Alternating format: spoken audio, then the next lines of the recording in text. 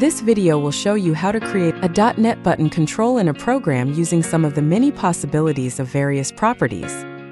An important note to consider when using .NET objects is that the .NET interface requires Windows Desktop Runtime 8 must be installed on your computer.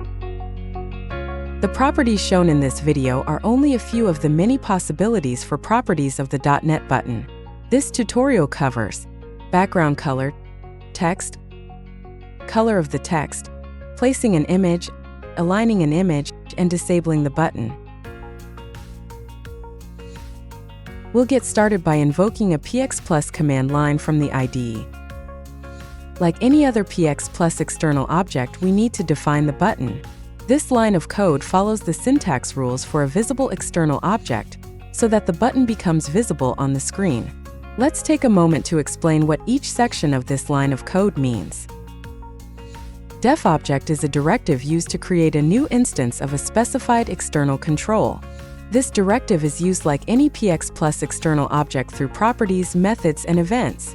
net_button is a handle or unique identifier stored as a numeric that provides access to the button object.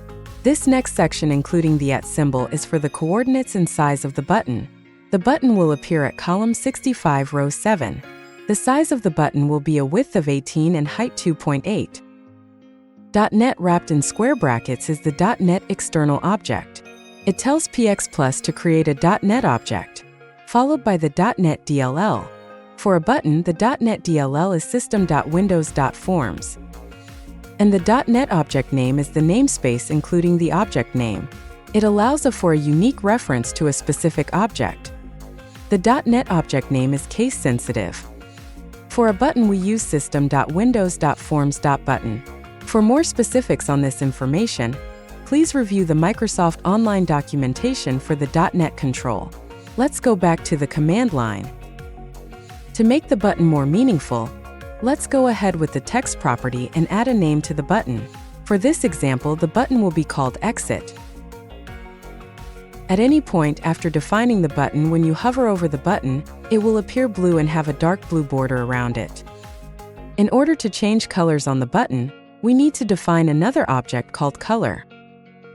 The color object is invisible and therefore does not need coordinates.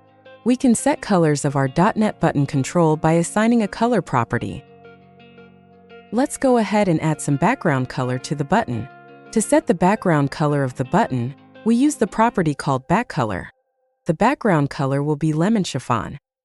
The pvxhandle $ at the end of the syntax is used as an argument for passing in a .NET object to a .NET object constructor, property, or method. In order to set the color of the text, we use the property called ForeColor. We will use RGB colors this time. The RGB code for the color crimson is 2202060. Let's add an image to the left of the text. Define another object called image. This image object will allow placement of an image. We will create a variable to hold the path to the image file using the pth function. The variable name is image_path$. The path will be dependent on where you have the image located. The FromFile object from the image object will look for the specified image location. The image will default to the center of the text. We will realign in the next step. Define another object called content alignment. This will allow the alignment of an image. Default is centered. Use the property called middle left. In order to disable the button, the enabled property is used and assigned a value of 0. Before going any further, don't forget to clean up any objects. To see what all these lines of code would look like in a program, I've included a sample screenshot of the program from the online how-to tutorial documentation. This concludes a demonstration of setting different properties of the .NET button programmatically.